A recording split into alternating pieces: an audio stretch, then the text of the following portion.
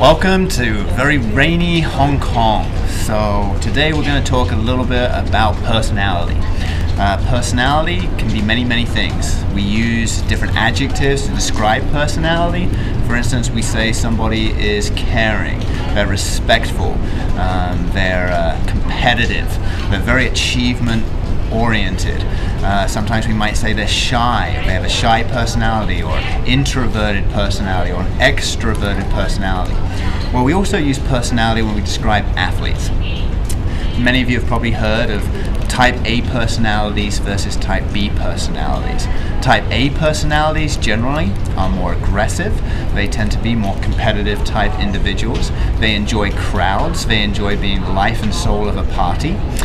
Type B personalities tend to be the opposite. They tend to be more introverted. They tend to be less aggressive. They often like very passive forms of recreation and activity, and they like activities where they might spend more time alone or more time with just a few people instead of a lot of people. Research supports the fact that extroverted individuals do enjoy team sports and are drawn to team sports more than introverted individuals. That's not always true, and one thing we must discuss when we talk about personality is that there is no one personality profile for any athlete. In fact, on the contrary, every conceivable personality type is out there in the field of sports. We can't even say that there's one personality profile for individual sports versus team sports, although generally we do see more introverted athletes drawn to individual sports. What I'd like to begin with, and if you've been reading the text and the notes, then you have probably come across the personality schematic. It's a triangle with 3 layers. And basically it describes personality in 3 ways, kind of like this piece of candy. So first of all, we have the outer layer, this orange wrapper of this Chinese piece of candy. It's a chocolate piece of candy. Some of our personality is like this wrapper. It's role-related behavior. Many of us have different roles we play. For instance, we may have a role on our team. It might be a freshman, sophomore, junior, senior. It could be a captain. It could be a position on the field, a goalkeeper, a defensive player, a spotter. It could be anything. Well, that's one role we might play. Another role, right now you are all students. You play that role in the classroom. You have a role in your family. You might have a role at work. So role-related behavior is like this wrapper. It's the outside, the external things that we all see when we meet a person, often for the first time. We see the roles that they play. My role currently is a faculty member and a teacher, and I am also a coach. So I also have those roles. I played a role of a father and a husband and a friend and a confidant and a counselor. They're roles I play. They're my outward wrapper. Now, we can actually open up the candy. And when we open up our candy, we get a little deeper into the personality of a person. So this chocolate candy, and we can look at the chocolate, we can see it's round, we can see it's brown, we can obviously say it looks like chocolate. Well, this is more like the typical responses. If I was to leave this piece of chocolate out in the sun, very quickly it would melt. Well, the typical response to a hot day is melting. It would disappear and make a mess. Well, we have typical responses also. Many of us respond certain ways to many given situations. Some of you, when you take a test, become very anxious. Maybe you become very anxious at the start of a sporting contest. Maybe when somebody shouts at you, a couple of things might happen. A typical response might be that you burst into tears, but others of you might get angry and want to lash out. Others of you just walk away. That's a typical response, and it reflects your personality. Now, if I was to take a bite out of the candy, we're going to get deeper into the person. This is our psychological core.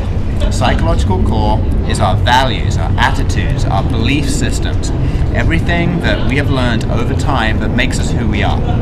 Now, the psychological core is unchanging. It's very stable. It's set from when we're a young child. The psychological core is going to stay stable over the life journey. Let's talk a little bit more about personality. There's an argument against nature versus nurture. So what actually creates personality? Is it the genetic predisposition, so nature? Are we born with a certain personality type, a certain personality profile?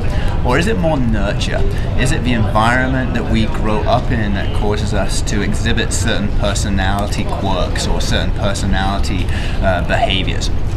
Well, about 50 to 60%, so the researchers say, 50 to 60% of our personality is actually genetically based. Now you can argue and disagree with this, and that is totally fine.